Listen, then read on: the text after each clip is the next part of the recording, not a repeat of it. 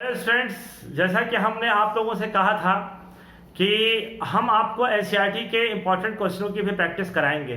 तो अभी हमने लास्ट टॉपिक जो है वो अर्थमेटिक मीन और ज्योमेट्रिक मीन के बीच के रिलेशन का वीडियो बनाया था, और ये रिलेशन के बाद अब हमने उससे पहले ज्योमेट्रिक मीन के सारे ज्योमेट्रिक प्रोग्रेशन के सारे फॉर्मूलाज के फंडामेंटल फॉर्मूलाज के डेरिवेशंस कर दिए थे। हम ऐसे डे बाय डे चीज़ों को इम्प्रूव करते जाएंगे, और अगर आप हमारे साथ जुड़े रहेंगे तो आपको वो टॉपिक बहुत अच्छे से समझ में आएगा। जैसा कि हम लोगों ने एक बात किया था कि एनसीईआरटी की कुछ इंपॉर्टेंट क्वेश्चनों का हम आपको प्रैक्टिस करा दिया करें, तो जिसमें हम आज आपके लिए, आप देखिए यहाँ पे हमने आपके लिए सेलेक्ट किया है एक्सरसाइज 9.3।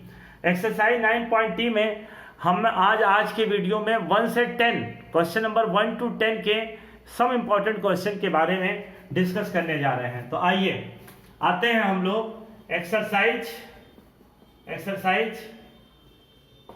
9.3 का फर्स्ट क्वेश्चन। देखिए बेटा, find the 20th and nth term of GP. तो इसने लिखा है find the 20th and nth term of GP, nth term of GP. तो जीपी हम लोग के पास क्या है बाबू? 5/2, 5/4, 5/8 and dash. Here first term of GP is 5/2. Common ratio are A2 upon A1 is equal to 5/4 upon 5/2। 5 से 5 cancel हो गया, ये 2 ऊपर चला गया, 4 नीचे आ गया, तो ये कितना आ गया? 1/2। अब यहां से अगर हम लोग और आगे बढ़ते हैं तो जरा ध्यान दीजिएगा, 20th टर्म an का फॉर्मूला ar⁻n-1। तो यहां अगर हम बात करते हैं 20th टर्म, तो 20th टर्म में हमारे पास कितना आएगा? ar⁻20-1।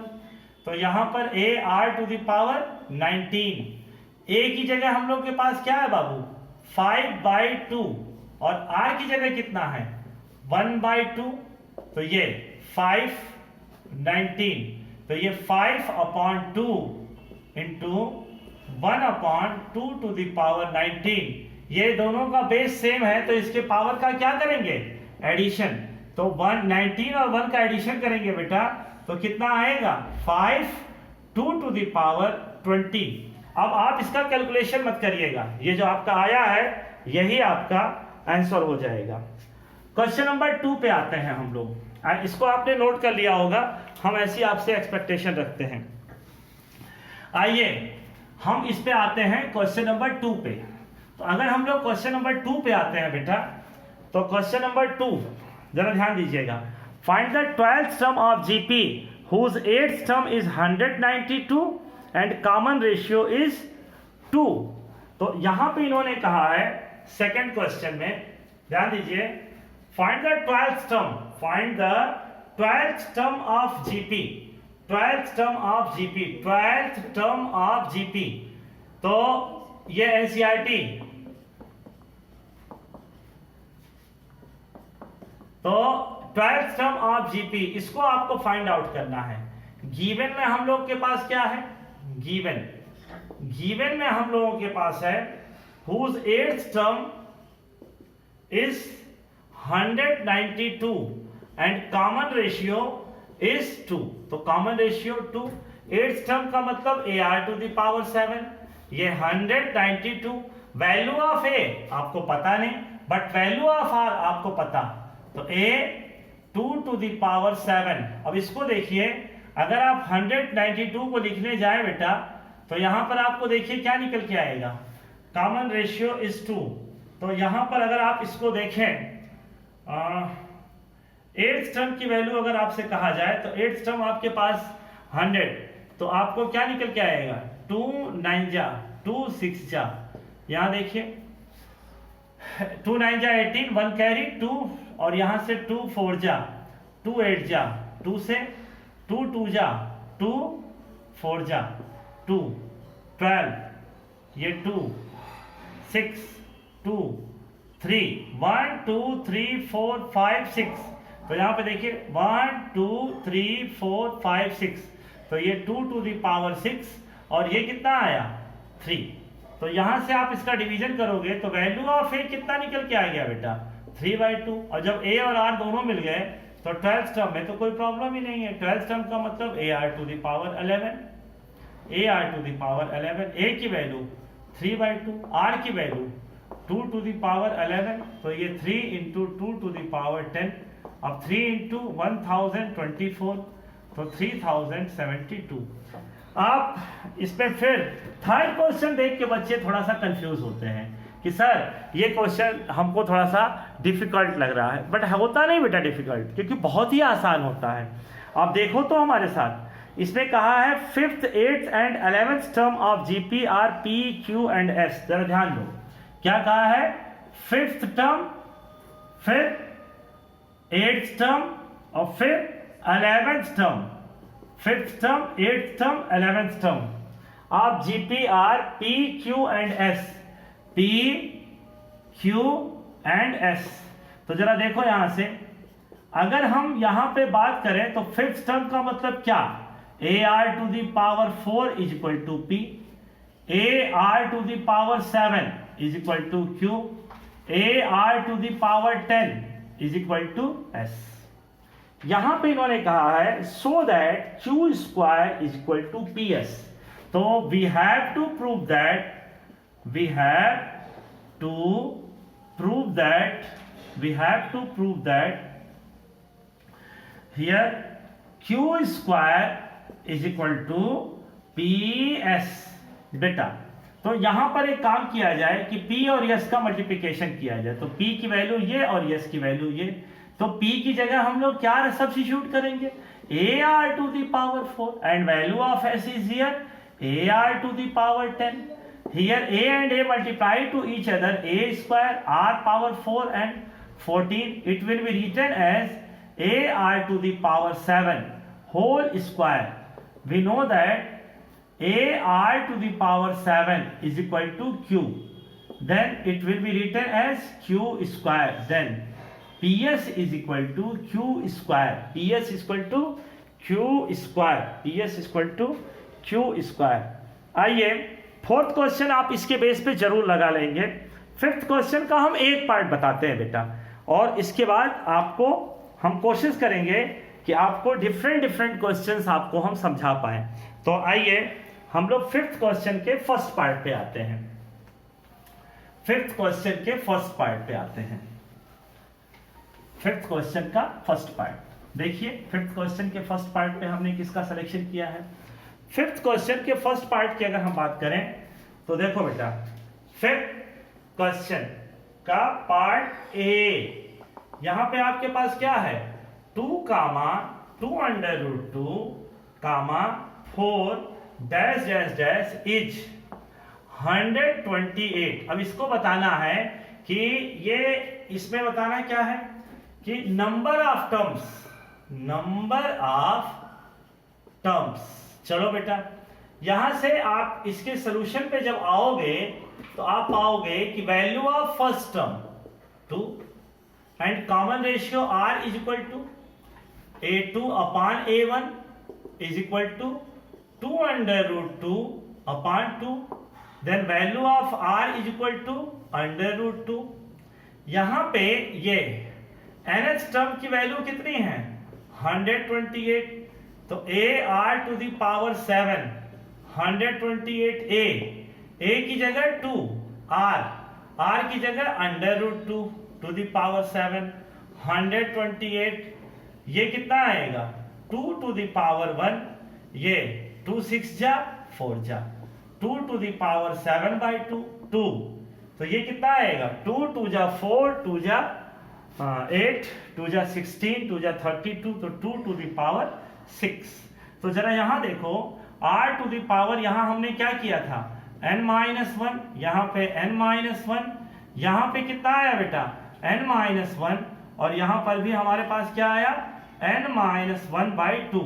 तो जब यहां पर हमने लिखा तो 64, आपको समझाने के लिए पूरी बात समझा रहे हैं, 32, 16, 8, 4, 2, 1, 2, 3, 4, 5, 6। तो इसलिए यहाँ पर तो यहाँ से हम लोग के पास क्या मिला बेटा, इसके पावर की जब कंपेयरिंग किया जाएगा तो यहाँ से हम लोग के पास क्या मिलेगा, n-1/2 is equal to 6, n-1 12, तो n is equal to 13। In this sequence have number of terms 13 terms.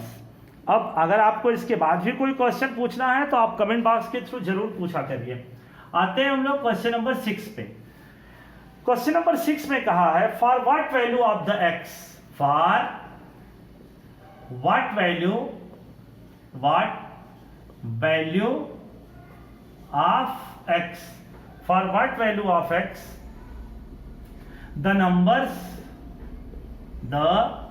number minus 2 by x comma x comma minus 2 by 7 are in GP। देखो बेटा, ये हम लोग का कौन सा टर्म है, फर्स्ट टर्म, ये कौन सा टर्म है, सेकंड टर्म, और ये कौन सा टर्म है, थर्ड टर्म। तो जरा देखो a2/a1 is equal to a3/a2। a2 की जगह हम लोग के पास कितना है x, a1 की जगह हम लोग के पास कितना है -2/7, a3 की जगह हम लोग के पास कितना है -2/7, और a2 की जगह हम लोग के पास कितना है x। इसको इधर लाएंगे तो x स्क्वायर, ये दोनों सेम वैल्यू हैं, तो जब मल्टीप्लाई होगा तो कितना आएगा 4/7। तो x इक्वल टू ±2/7। तो x की वैल्यू इस तरीके से हम लोग फाइंड आउट करते हैं। आइए जरा हम लोग 7 to 10 तक हम लोग बात करते हैं।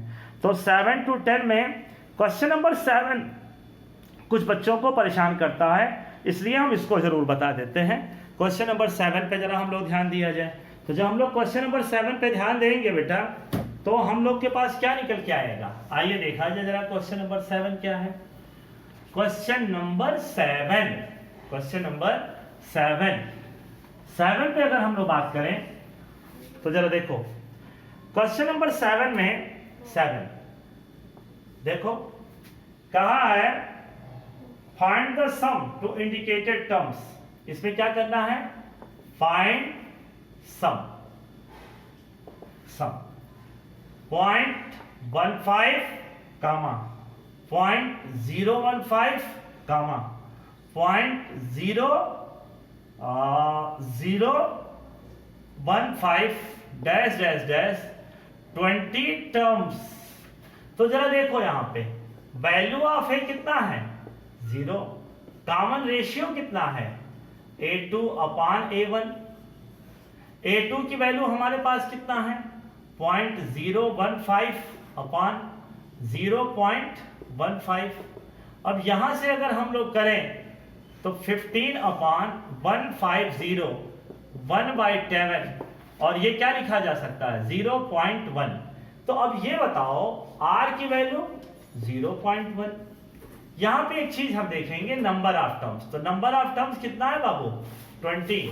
तो आप जानते हो कि sum of n terms of GP का फॉर्मूला हम लोग के पास क्या होता है, Sn is equal to a 1 - r to the power n upon 1 - r। यहां तो 20 की बात है तो a की जगह आप क्या लिखोगे 0.15।